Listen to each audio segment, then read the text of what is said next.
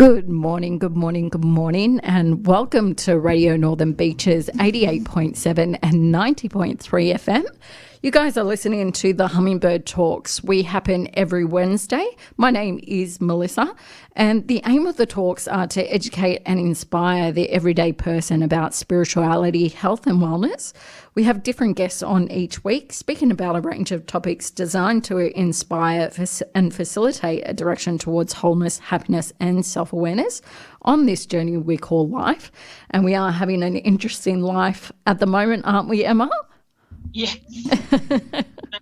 In time now. Yes. Well, this week's guest is the amazing Emma Kirkwood. She is the owner of Beyond Frontiers Consulting, and she's the local director of the local business network here in the Northern Beaches. So what she actually does, she actually helps local businesses or entrepreneurs or just even people on their personal development journey, helping them develop strategies and helping them move forward so that they can get closer to their success. Am I explaining it right?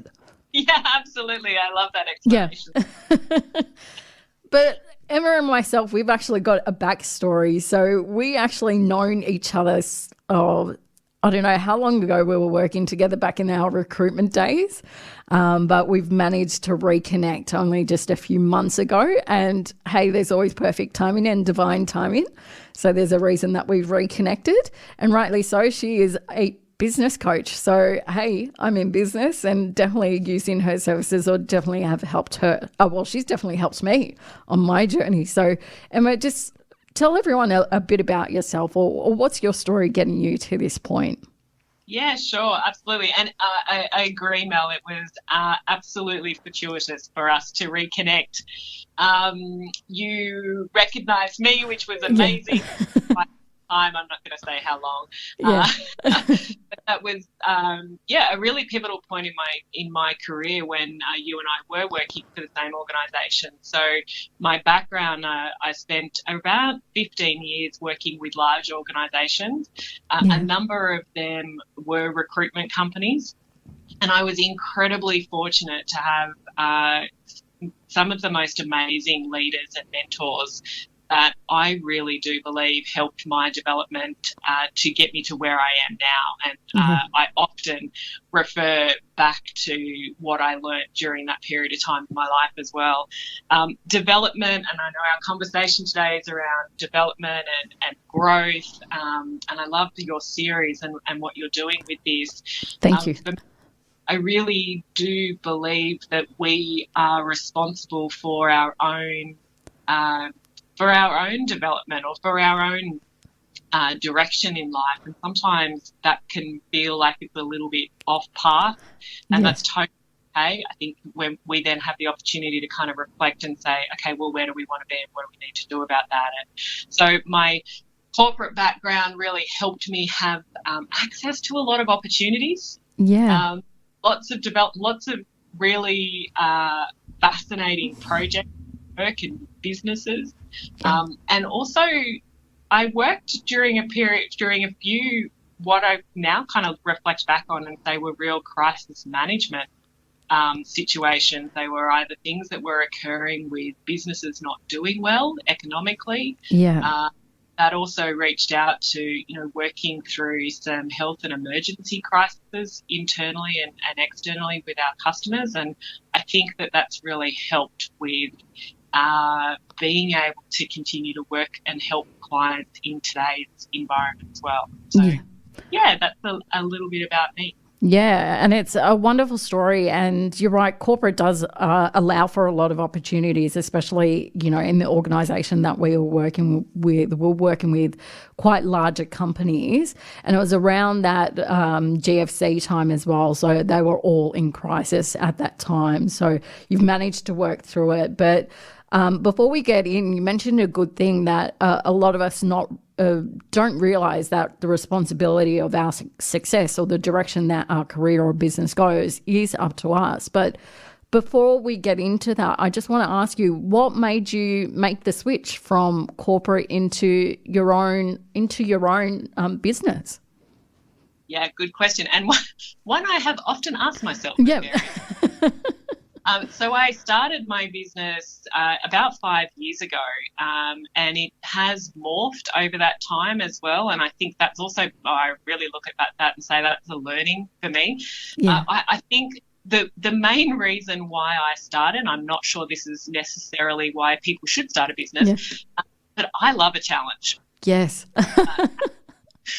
I really do love a challenge. And I saw two things. I saw that as a business owner, I would be able to completely be responsible for the path that I took the business. Yes. And value that I added. That was really important to me. And also, I really wanted to master business operations. Yeah, okay.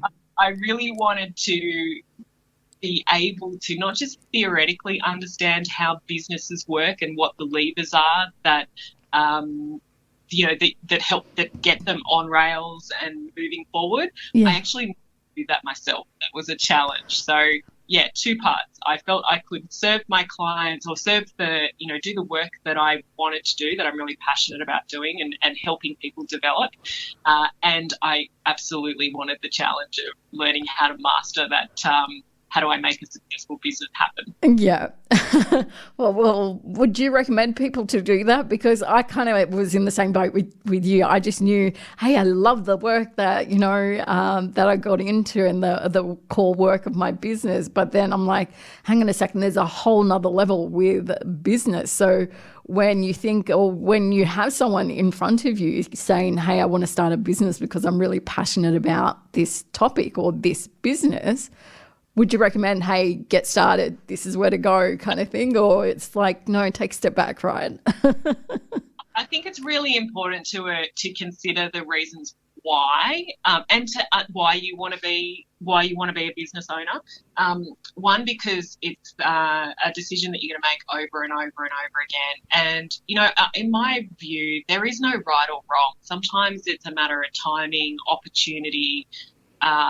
Sometimes it's a good time to be a business owner for you in your journey, and other times it's a good time to be working with a business. Yeah. They're different identities, and we've had this conversation before. I think a lot of people get into business, being a business owner, because they love what they do. So they're a real technician, whatever it is that they do, or they're a master at whatever that is, and they see that being a business owner is the way that they can bring their talents to the world. Yeah. And that can absolutely be the case, and sometimes what they need to learn is that there is the operational side of the business that also needs to be run to allow them to bring their skills and talents out to the world. Yeah. For other people, they are able to focus on their skills and talent by working with an organisation. Yes. They're able to learn. I could not do what I do now, being a business and leadership coach, if I hadn't had the business and leadership experience and development path that I had when I first started in my career. Yeah. So I think for everybody it's different. You've got to really consider those reasons. They do change, and either path that you take or that you're on, there's always something that you can, if you kind of go with that curiosity and growth mindset, there's always something you can learn. Yes. And there's always another way to get what it is that you want, that you think being a business owner might be. So, for example, people start businesses sometimes because they don't like the leader that they're working with. Yeah. That could be enough of a reason, but sometimes maybe it's more a consideration of going, well, what if you found an environment that allowed you to flourish? Would that be okay? So, yeah, there's definitely different identities that need to be considered. Yeah, and I love that you said that, the why of why you're doing business is constantly going to change, and you constantly have to remind yourself about why you are in business, because that's definitely been the case for me, and probably definitely the case for many others. If I can ask you, you've talked about, people just finding the right environment rather than just going into business, because there's two different mindsets when you are working for an organisation compared to working on your own. So what are those mindsets and how do they differ? That's a good question. So I guess I like to think of if we think about business, whether you're a business owner or whether you're an employee, it's your career.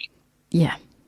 So what your career is, your overall work history that you do within your lifetime, and that could be paid work or not paid work. But that's again, your career is often and can be, what's your calling.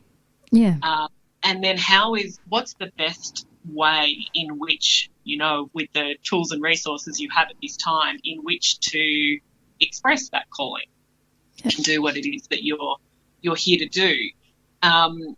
As a business owner, there is a responsibility for the government requirements in regards to a company or as a sole trader. Yeah. You also are maybe responsible for a team of people, whether or not they're direct employees or whether or not they're contractors or subcontractors. There's a responsibility there as a business owner that you're bringing your vision to life, and you often are also responsible for others. Working as an employee, as a leader of a team, you have similar responsibilities. You may also have more peers around you. So I know for me, when starting my own business, in the first 12 months, I really acknowledged that I was lonely. Yeah. And that was because I was on site with clients a lot. So I had people around me. But what I hadn't had for the first time was I didn't have my peer network. Yeah. And that was making a really big difference to me in not a great way, because I wasn't my peer network as well as my mentor network was what pushed me to do more and to do better and to improve. So that was something that I needed to establish, whereas if you're working with an organisation, that may be inbuilt. Still something that you can work on, but it can often be inbuilt in there as well. So I think as a business owner, it becomes clearer, quicker that you are responsible for the direction of your career. Yes. As an employee, it's still the same responsibility, but it may be a little bit easier to think that it's someone else's. So I think that's probably a little bit of a difference in identity as well. Yeah, and I suppose the question to ask there is, why is it? Why is it that it is a bit easier to be an employee rather than taking that challenge and doing something that you're passionate about and be that business owner? Tough question? I don't know. Yeah, I think that's probably a personal question for everyone, because it's not necessarily easy to be an employee either. I mean, as an employee, one of the things that I found a challenge was that I needed to find a way to align myself with the management direction. Yeah. And again, like that's some really good learnings and developments that come from there too. But there were times when in my career that I didn't agree with the path that was being taken, but it wasn't necessarily easy. So I really do think this is where we've got to look and say the commonality is it's your career. What do you want to make of that? Yeah. The different paths are business owner, contractor, sole trader, employee. There's lots of different ways to get satisfaction from your career.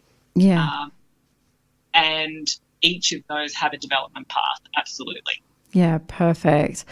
If we can talk about responsibility, because you've mentioned it quite a bit, I gather that's the basis of your coaching as well. Like even when I've sat down with you as well, it was kind of like, okay, well, what can you do? What is it that you can do? Because you're right, I've been an employee for most of my life, or most of my working life, I should say. So there's never been that responsibility of, hey, you've got to make this work. It's like, hey, I just rock up and that's it kind of thing. So what is it about responsibility that it's like, as you're saying, it's totally up to you and how it plays out, or which direction that your career goes? Yeah, absolutely. Responsibility is definitely a big driver for me. So I like to break the word down to responsibility. Yeah, okay. So our ability to respond. Yes. Okay. Yeah. The opposite being we're reacting. Yes. Yep. So I'm either reacting to what's going on, and that's often a place of blame, someone else's fault, can't possibly be me. Yes. Or I'm responding. This is interesting. This is what's going on in my environment. Is this what I want? Is this not what I want?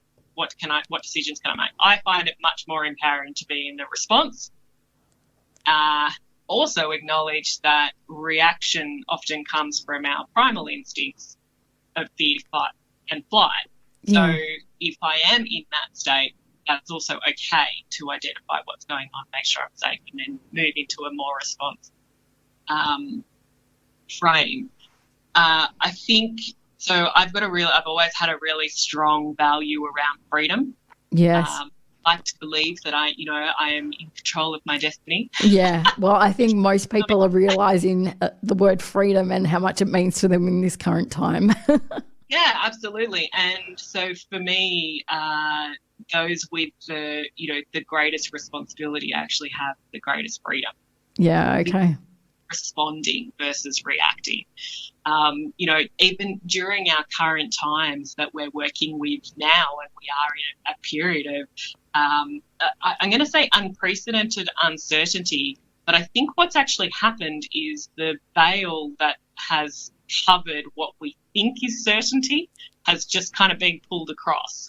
Yeah. There's been lots of uncertainty. We just, as humans, often go out and try to find the certainty and then convince ourselves that that's the way that life is. Yeah. And what we're kind of experiencing right now is, well, no, that there's actually a lot of uncertainty. And is that okay? Or how can I be okay in that situation? So in saying that, I think one of the key things that I often right now is really important is, let me look at what I can control. Yeah. Yes. Not what I can't. Yes.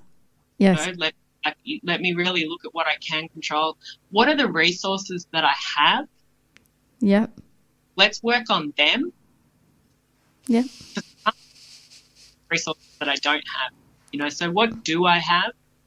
What can I do? Yeah. They are, I think, really useful. And that's, again, where we're talking coaching business owners and leaders, we come from the same place all the time. This is just a time in life where we're able, just a time in life. Yeah. It's a time in life where we're really able to kind of dig into those concepts and say, well, what do they mean for me? What can I control? And one of the things that I can control is what information I choose to bring in. Yes. Yeah. What do I choose to listen to? What do I choose to learn from this? What do I choose to unlearn from this? Yeah. Those questions, I think, put us into a much more resourceful position, and then we're able to respond in a clear way. Absolutely. And those questions, they can be put to any aspect of your life, but especially now in business, a lot of businesses are reacting rather than being in that responsible or responding ability stage. So what you're saying is to come back into that responsibility, so you're responding rather than reacting, is really just asking yourself some questions like, what can I control? What resources do I have? What information do I want to take in at the moment? Where should we say, what sources of information do I want to take in? Absolutely. I think there's a real choice, and being aware that if when we are making a choice, regardless of whether we're conscious of it or not conscious of it. So I can either buy in to lots of media narrative from lots of different sources that may or may not be credible. Yeah. Or I can choose where my credible sources are and what information that is important to me to know. Yeah. And that's what I can then, and I can choose where I get my information from, and I can also lead my own narrative. So as a business owner right now, I think and I'm going to say business owner and leader. Yeah. It's really important that we own our own narrative. Yes. We're not at the mercy of what they say. Yes. I love that. It always makes me think of my dad when I was little, who I would come home and say, well, they said this. And the first question, regardless of what I'd said or whether it was true or not, was like, well, who's they? Yeah. If I couldn't say who they were and if they weren't a credible source, pretty much taught that I should probably go and get something more credible. Yeah. Your dad is a wise man. As much as it drove me crazy, absolutely crazy, I'm incredibly thankful now because that had, I really do believe that we've got to make our own choices around what we listen to and what we take from that. Yeah, absolutely. And look, I think there is a lot of information coming out at that moment, but I love that you said by being in your responsible self or responding rather than reacting, you're actually empowering yourself because, look, a lot of businesses have shut down, but it is a good time. We keep saying it's a good time for them to do other stuff as well or to get the business going. What's your thoughts around that? Are we pushing them too much to say, hey, we, forget about what the current situation is, there's more stuff that you can do? Or do we acknowledge that, hey, this is a big hit for them and maybe they do need to take some time out? What would be the best response for businesses right now?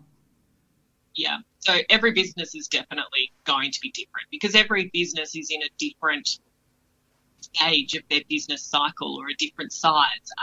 There's no one size fits all for this. We know that there's certain industries that have been dramatically affected in regards to decline. Yeah. We also know that there's industries that have been dramatically affected in regards to increasing need. Yeah. And then there's a whole range of industries and professions that are somewhere in between all of those. So I don't think that it's a situation of saying, well, follow these 5 steps and therefore you'll be fine. Every within that is different. What's really important is lead the narrative. Yeah. Know your position, right? So, we talk about, like, this is partly we're dealing with a health crisis and we're dealing with an economic crisis. If you think about, and I love the premise of your show, Mel, is that, there's health and well-being here. So I think what's really important is people taking stock. Yeah. Financial health, physical health, mental health, emotional health, relationship health. Yeah. Career health, hobby health. Yes. Spirituality health, all of the areas of our life. What's in there, if we think about a bank, and that's obviously relevant from a finance perspective, but it's also what's in your emotional bank, what percentage are you at? And that's going to change for all of us as well. Yeah. And therefore, once I have a stock take of those areas, then I'm able to look at where I need help. Yeah. Which areas I need help with. One, to also, because this is also a time to say, okay, so, what can I do now that starts me getting into a better position for when we come out the other side? Yeah. And I don't mean the other side as in when the restrictions are lifted and we're all able to get out. That's a fantastic time of celebration and gratitude and reconnection. Reconnection from a physical aspect. We've had a lot of virtual connection. I mean that, what's the restock of life and how is it aligned, where you are now, how is that aligned to where you want to be? And are you right? And as a business owner and a leader, that again, this is it's like a regeneration time. We've had the first stage of the crisis or crisis management is very much respond, deal with the immediate needs. Yeah. Make sure you check in on you, make sure your team are okay, understand what each of their situations are, communicate with them frequently, know what your cash flow position is, know what credit you have access to, know what you have access to with the economic stimulus. Yeah. Same with your clients, understand each of their positions. They were some really crucial things to be doing in those first few weeks and absolutely ongoing as we progress too. We're now entering this stage of the second dimension where what we're looking at is that, again, what we call the recover. I actually like to also call it the reimagine period. Okay, love it. Yeah. Reimagine. Hey, so some things weren't working before the pandemic. You know, for me, there were some things. I was really busy all the time, busy being busy. Yeah. This has given me this wonderful opportunity to be forced not to be busy because I don't have the pressure on me of what I think I need to be or where I think I need to be or doing things. So I want that to continue. Yeah. So reimagining coming out of this for me includes maintaining that. Yeah, nice. Yeah. So there's a reimagine, and therefore my my actions and my behaviours can start to more align to that new vision. Yeah, perfect. And then we will move from the second dimension of that recover or reimagine position. We'll move into the third, which is the thrive and new. Yeah, love it. Real regeneration. There's a real regeneration that is absolutely not taken away. Sorry. Incredibly challenging situations that are occurring for business owners, for employees, families, for individuals. So that stock take, that first position stock take, and then getting help in the areas is absolutely, I think is absolutely critical. Yeah, and look, absolutely love what you're saying, because it is that, like, where we can use this time wisely and taking stock take of, you know, financial, emotional, you know, spiritual health. You also mentioned a couple of others as well, you know, hobby health, you know, taking stock take of what was working and what wasn't, because when we get into that thrive and new after we've reimagined things, do we want to be taking the old stuff of what wasn't working into that thrive and new? So it is a perfect time to do stock take. So yeah, thank you for sharing that. That's absolutely amazing. And look, again, it's applying it not only to business, but you've applied it to every other aspect of life. So yeah. I love it. I really do. I have found that we tend to function better when we're integrated, and I think that's probably a learning from the first part of my career when I first started working, and I was very much a suit. Yes. Leave all the emotions at the door. Don't bring any, you know, no issues, no personality, or, you know, the personality of the boss could come in, but everything else was parked at the door. Yeah. And that worked really, really well to a certain point, and then too many cracks appeared. And my journey since then has been a very much challenging journey. But yeah, the integration, it's a whole. There is a hole here. Yes. And I think that for every business owner and business leader, you are a person, and the more that we're integrated with our values across all of our areas of life, the more that we're definitely in flow and more joy that we find as well. Perfect. Put a pin in that for just a second, because that's going to lead into the question that we're, you know, but we wanted to talk about was the personal development side of business and your career. So guys, just a quick note, you guys are listening to Radio Northern Beaches 88.7 and 90.3 FM. These are the Hummingbird Talks. They happen every Wednesday at 11 a.m. And the show is designed to educate and inspire the everyday person about spirituality, health and wellness. So welcome to your Wednesday. I've got the beautiful Emma Kirkwood with us. She is the owner of Beyond Frontiers Consulting and the local director of the local business network here on the Northern Beaches. But we've been talking about a whole range of things in this first half. You know, we've been talking about stock take. We've been talking about responsibility, being in responding rather than reacting, and what we can use this time for now that we're in COVID. But the main question I think everyone's asking is, why is business such a personal development project? So Emma, I'm going to hand that question over to you, because it has been one big personal development project for me. So how do you answer that? Well, so I believe that it's because our business or our career and pretty much any dimension of our life, but let's talk about business for now. a business journey or your career journey is really, giving you the opportunity for a mirror to be shown. Yes.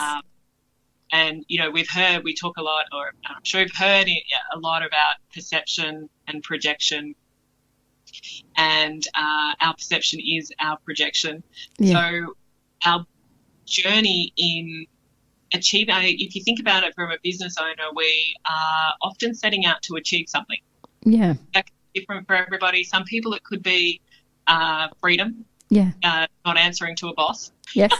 So you learn that you're the boss and you've still got to answer. Yeah. To, There's other people that you have to answer to rather than a boss. We're like, I know, I can do what I want. And then you think, actually, well, sure, I can do what I want, but I somehow need to pay the bills. And so, yeah. Yeah. Interesting. But so for some people we go into it because we see it's the only path that we can express ourselves. I think that's definitely a big one. For others, we go into it because we believe that we're going to be able to, or our goal is that we're able to provide a better life for our family by the business owner vehicle. So it is a journey. Yeah. And any journey that we're on, is going to have some crossroads, some roundabouts that we might go around for a few times. Yes. Going to have some different signposts that with different directions of what we take. So naturally, we are going to develop. I think the other reason why personal development to me is so important for any aspect of career and for and business owners is because we change. Yeah. Our values change over time. We may get married, we may become unmarried, we may have children grow up. We change over time and we grow. I think one of the things that really stands out for me is we are either growing or we're stagnating. Yes. And if we're stagnating, we are actually declining. Yes. Yeah. So we grow or die. Yes. Well, I think, that's the journey of life. It's all about growing, as you said. You get married or unmarried, you have kids, you don't have kids, you're an employee, you become a business owner. So it's all about changes and the experiences. So it's about that evolution, really. There was, before we were talking, getting this show together, and the quote that you said was that you're either relevant or you're irrelevant. Do you remember saying that quote or basis of that? So you either make yourself relevant so that you stay consistent or stay in that growth period, or that you stay, or if you don't change, or if you don't become relevant, you become irrelevant and you stay stagnant. So how do people navigate their way about that, about staying relevant rather than being irrelevant? Yeah, absolutely. And it speaks to a greater fear. So the relevancy, and, relevancy, I think, is actually a really personal conversation for people, for individuals as well. It's not about what other people think is relevant about how we're staying relevant. It's actually what are we doing in order to, and this is very important for business owners and businesses that are going through challenging times, is the environment that we had pre-pandemic has changed. Yes. So if we don't accept that, if we're unable to accept that, if change is, change, again, human nature is to resist change. We quite like comfort, we seek out comfort. Yes. Got to understand and appreciate that's our nature and be okay with that. There's no point beating ourselves up over it. It is what we are. Yeah. However, we can become more change resilient. And again, that term is also because that's when we choose our path. We choose to lead our narrative and the narrative of our business. And part of that means really learning and appreciating and understanding what the environment needs right now from us as business owners, from us in different industries. What is our current environment and what's our future environment likely to need from us? In which case, then I can start to make changes to match that. And therefore, I'm relevant to our current market. as opposed to being trying to sell the same thing, the same product, or I think that I'm going to use the gym industry as an example of like they've just really, really wonderfully come up with some alternatives. Now, this is an experimentation for them. They've gone from being physical places where we actually know that a lot of people join gyms because they have friends there. Yeah. Why they're doing the exercise together. Yeah. It goes back to that peer environment you were talking about. Yeah. Yeah, really, really physically. Now they have the gyms really had a choice. They could shut down and stay shut down. Yeah. And for some of them, that's what they needed to do. And that can also partly be because that's right for that business at that period of time. Others saw it as an opportunity to experiment. And this is the part about where I think resilience is really important, is think about things as an experimentation. Yeah. So there's gyms in the local area, there's Pilates and yoga studios in the local area who have had to learn technology at a pretty quick pace. And for a lot of them, like I run a gym or a Pilates studio because I don't want to sit behind a desk. Yeah. Now they're having to do it. This crazy thing called Zoom, and what button do I press? And oh my gosh, that was a bit confronting that I'm live doing exercises in front of people. The amount of things that these wonderful business owners have just blown out of the water in regards to their own comfort zones, all because they've gone, what's relevant for my audience, my members, is that they stay physically fit and connected, because that's important right now. Yeah. That's right now. So they got over themselves. I like to talk about, and I need to remind myself of this, you got to get over yourself. Yeah. And, who is this for? And I really think that, the local gyms and Pilates studios have done an amazing, and, yoga studios, etc., have just done a really amazing job at it. And it is an experimentation, because some people are going to love it, some people are not going to love it. It's going to be in ups and downs. It may or may not be the new way of life, but that's where innovation comes from. Yeah. Right? Out of our comfort zones, removing ourselves and our own ego out of the way, and thinking, well, what's important right now? And connection, totally critical. Yeah. So in regards to, so that they've found a way, I'm using that as an example to say that's found a way to be relevant in today's market, keeping one eye on the future. Yeah. When is that likely to change? What do we do then? Yeah. And also appreciating that we're not going to be the exact same people that we were a month ago before all this happened, or even 3 months ago before it. Yeah. So opportunities as well. So I think that's relevancy is important because it helps us with change. Yeah. And being change resilient requires us to get out of our own way sometimes. Yeah. And go back to who we do this for and what do they need right now.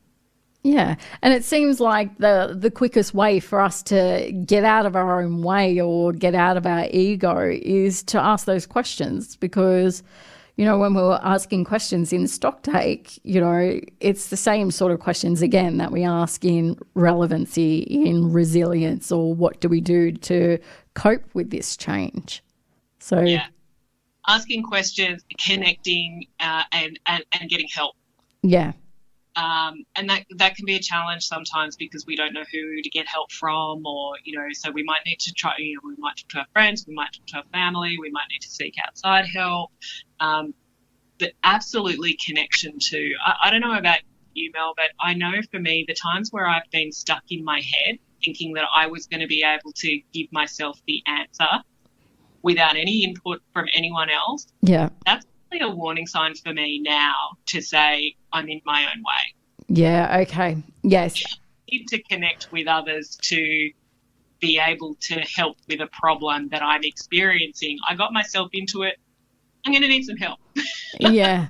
Well, yes, look, I am the same, and I think this is why, business is such a big learning curve, or a personal development project, if I can say, is that, you kind of think that, yeah, as a business owner, it's my business. I know the answers. I'm just going to be here with myself and I can work it out. Totally not the case. As you said, you're stuck in your own head. And when you're stuck in your own head, the answers can't come through. So once you said, oh, yeah, it's a warning sign for me, I'm like, yeah, I think it has to be for me too, because, when I'm stuck in my head, that means nothing's flowing. So I do need to seek, help or do something to get me out of my head so that I can be more change resilient, because we do like our comfort zone as people. So how do you, if you are working with someone, how do you get them out of their own heads? How do you go, okay, well, I think you actually might need some help here, without them? It's kind of like making it their idea, but it's not, but they need help and it kind of thing. So how do you get around that? Yeah, look, I think we've all got to ask ourselves the question of, am I coachable? Yeah. And I think sometimes we may not feel that it's safe to be coachable, and that could be something that needs to, be overcome, or we may actually not be. So there's definitely a psychological as well as a physical safety element as well. The question,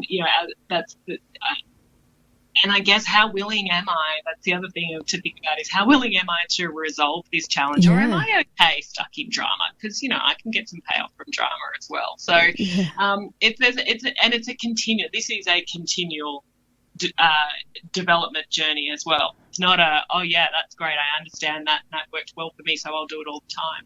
Yeah. So I think asking ourselves, are we coachable, is really important, and it's something that I ask my clients before working with me, and sometimes when they're working with me, when there's some resistance coming up as well. Yeah. We do it together. Is that okay? If we find this, I don't necessarily have all the answers. I don't want to be the one with all the answers, because I actually think if we think we have all the answers, we've missed a huge opportunity for learning. Yes. And for growth and for something different. Yeah. That's some of those ways are definitely being able to, I want to be able to create an environment where people feel that they can discuss their ideas, their concerns. Everybody, whatever stage of the journey that people are in, is very much exactly where they should be right now. Yeah. And then helping people to get clear on where it is that they want to go. Once we know those, then we're able to put a bit of an action plan in place in regards to going, okay, so how do we get there? What are the first steps? Yeah. And then we, continually work with where we are now, where we're going, and what's getting in the way. Yeah, perfect. And I think that's why I love working with you. Even back, when we're at the same organisation together, there's a lot of maturity and wisdom in your answers. See, most business coaches will be going, okay, yep, you should be here. This is where you need to aim. Keep going. But you're actually saying where you are right now is actually perfect for you right now. So there's a lot of shoulds, like, a lot of in the industry, it's like should, I should be doing this. But it's like, no, come back to where you are right now. Why do you think that is a lot of pressure or a lot of outside noise, I think? So do you think that gets in the way of a person really making clear decisions about themselves and, coming back to what we've been talking about, change resilience? Is it the outside noise that's getting in the way as well? Outside noise and inside noise. Yeah. But I'm sure a lot of people can resonate. It could be really noisy inside my head. Yeah. And helping, practices, and obviously meditation, definitely mindfulness can really help with that. That's a continual work as well. Yeah. I say that on my journey. I think we're geared towards improvement. Yeah. We want to do well. And we do need to be pushed. We need to push ourselves, and we need to help people around us to help push us as well. Yeah. Otherwise, we wouldn't have got to the stage of evolution where we are right now. So I think one of the things I know that I've learnt myself in reflection over the last couple of weeks of less contact with people, less physical contact with people. My kind of world of people that I see has definitely gotten smaller. I see a lot of people over Zoom, sure, but physically I don't see a lot of people at the moment. And on the weekends, I had no idea until the first weekend that we were in our current restrictions. I had no idea that on weekends I felt pressured to be doing something. Yeah. Loved that weekend because I read, I played in the garden, I cooked. I kind of pretty much probably did most things that I would do on the weekend, but it was without that sense of, oh my gosh, I should. Yeah. And you mentioned the word should. Language is such a powerful tool that we have. And so I think that we have this dual notion going on between I should do better, which when we reframe to I could do better, what would that look like? It just frees us up a little bit. Yes. I can't change the past, but I can learn from it. I can appreciate it. I can absolutely give it the respect that it's got me to where I am right now. Yeah. That allows me to then move forward. Yeah, nice. There's not appreciating that, not respecting that, not honouring that, kind of puts me in a position of going, well, I don't want to move forward. It's just going to be more of the same. So it comes down to freedom. Yeah. What frees us up. Yes. Perfect. And like we've been saying, the quickest way to free us up or get outside of our heads or get into the coulds instead of the shouldas is really just asking some questions. So just ask yourself some questions. Where am I right now? What's happening right now? What can I control right now? So really some good questions. I think just to wrap us up, Emma, we've got a couple of minutes of the show and there's kind of two questions that I want to ask, and it's going back to the values that you mentioned. So before I had that quick reminder that you're listening to Radio Northern Beaches, you were talking about values integrating, looking at the person as a whole. It's not just, hey, I'm a suit, I'm a boss, and there's no emotions. There's, you're a whole person all in one. In a quick way of explaining, how do we find our values and how do we get aligned with them? In a quick way. I know, big loaded question, but in a quick description. Absolutely. So there's lots of value elicitation exercises out there as well, which are absolutely fantastic, and value elicitation is an important part of working with a coach as well. That's really helpful for our own. I often like to, and this was said to me by a mentor many years ago, and she said, well, where do you spend your money? Yeah. That's the quickest way to work out what you value is where do you spend your money? Yeah. Okay. Yes. At the time I was like, well, wow. So I can talk about what I value. Yeah. Absolutely, and it can sound magical. And I can also then reflect on how I live those values.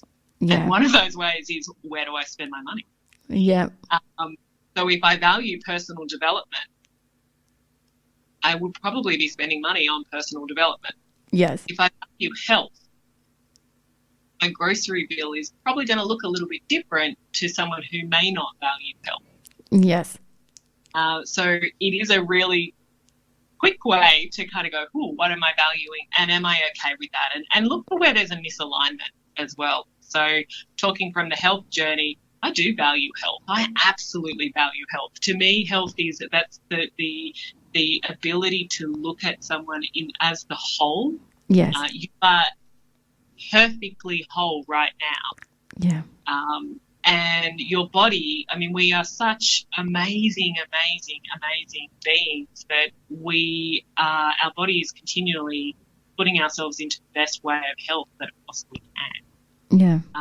more good things that I can give it. And that's, what I listen to, who I talk to, the type of conversations that I engage in, don't engage in, the health, the food that I give, the water that I give it, et cetera, is all going to be, is all about either nurturing and nourishing or toxifying, basically. Yeah. If you look at the contrast. So if it's something that you think of and go, well, I really value health, but the food that I'm eating right now is not actually,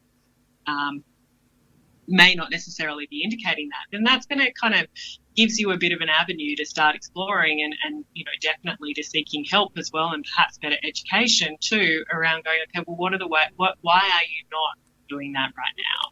Yeah. And how could you be more on the path of your values? Yeah.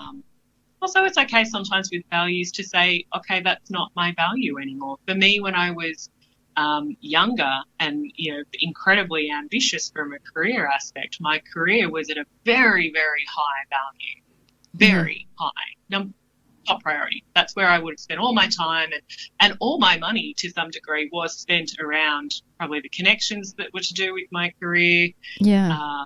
Where I lived, which city, what travel I did, all of those would have been around that career. But over time, that value, it's still an important one for me, but other values have crept up there as well. So we've got to appreciate that they change. So value elicitation work, quick one, have a look at where you spend your money. Yeah. Yeah, absolutely. There's some really great ways that you can help to make sure to bring your behaviours and actions more aligned with your values. And it definitely leads to a happier life. Yeah, perfect. I love, most of those, most of the strategies or the tips that you've given along the way in this show today is really just been around some questioning. But, we can answer these questions on ourselves, but sometimes you do need the assistance of someone like yourself to really make you answer those questions honestly, because I think with that question to really find our values, where do I spend my money? People really have to be honest and say, okay, well, I'm still spending. I'm saying all health and wellness and I'm all physical and stuff, but what am I spending on my groceries? That's the telltale sign of are you walking your talk? So perfect answer. Love it. Love it. The next question is relating to the future of business and what people can expect. You've given, throughout this show, like I said, really given some really good questions for people to go, okay, now's the time for maybe stock take. Find out what's working for you, what's not. Do you want to bring what's not working into the future? Are you physically, emotionally, financially, and spiritually ready for that next step of that reimagined? So in your maturity and wisdom of business, where do you see the future business or what is actually going to be happening in the future? Big question again. And I might leave some of that to the economists. Yeah. Who I love listening to futurists. I absolutely love listening to futurists. I think it's fascinating what how they can pull all the economics and numbers together. Look, I guess I can talk about what I'd love to see. Yeah. And this has been a period of reflection. As businesses hibernated, pivoted, or ramped up, or whatever it is that they are doing and have done, there's absolutely been a period of reflection. For some, it's probably been a little bit of a whiplash, and at time that's right for them. I think that definitely having that time to kind of go, whoa, what just happened, and how am I going, and how's my team going, is definitely important. I love the question. The question that I pose to my clients is, how do we come out of this stronger? Yeah. And again, I don't have the other.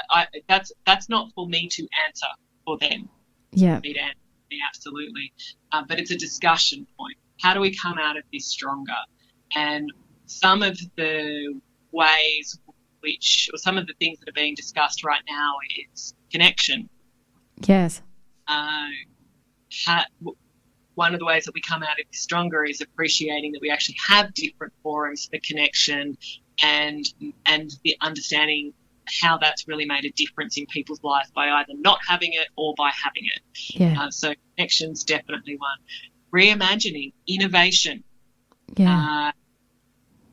So many fabulous stories of what businesses have done during this time. The gin distillery can't open because of the restrictions at the moment, but can, instead of producing gin, can be producing hand sanitizer lotion. Yeah. Easy. Absolutely fantastic work. I think what we've seen, so what I would love to see continue to happen is what we have seen is a unprecedented example of just how creative, innovative and collaborative we human beings are. Yeah. So our creativity, our connection, our collaboration, our community spirit has really and continues to just keep coming through. So I would love to see that continue, and I actually really do think that it will. We've broken down barriers we didn't even know existed. Yeah. I didn't realise that so many large organisations really weren't adequately set up to work from home to the degree that they are now. Yeah. That's going to bring a whole new wave of creativity, innovation, directions. Yeah. That's what I'm excited about. That's what I'm really looking forward to, is that once those barriers are broken down, when you have such positive experiences with them, the world changes. Yeah, absolutely. So that's definitely community, collaboration, and appreciation for what we've got here in Australia and here in the Northern Beaches. Wow. Yes. Oh, on the Northern Beaches, amazing with community, collaboration, connection. And many parts of the world have been able to go through an isolation period with such amazing weather and such beautiful natural landscapes. Yeah. Places to get out. Like, we are so incredibly fortunate, and that puts us in a position to be able to help those who are less fortunate, and to really bring out our vision and what we're able to do in different areas. So that's what I'm excited.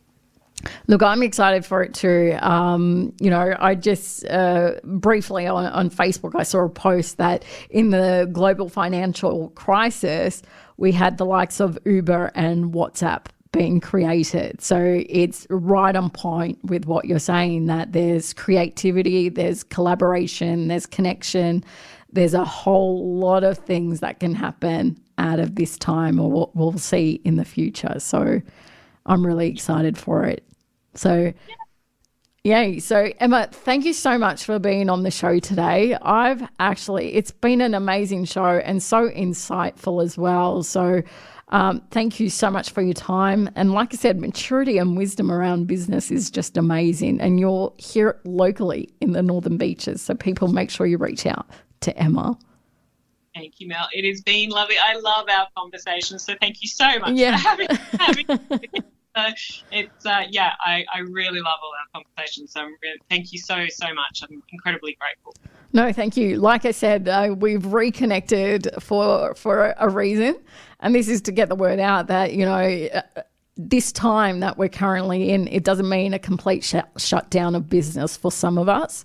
It's a time for taking stocktake, for reimagining things and coming out stronger and better on the other side. So, guys, definitely Emma can help you with that.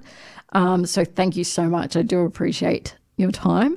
Guys, you've been listening to the Hummingbird Talks here on Radio Northern Beaches 88.7 and 90.3 FM. We have, different guests on each week talking about spirituality, health and wellness. Next week, I've got my beautiful guest, Carly. We're going to be talking about low tox living. So really taking stocktake of what chemicals you've got in your home and how you can reduce that. So guys, make sure you tune in. That's it from me this week. I thank you, my beautiful guest, Emma Kirkwood, for being on the show with me this week. But we'll see you next week at 11 a.m. So thank you, guys. We'll see you.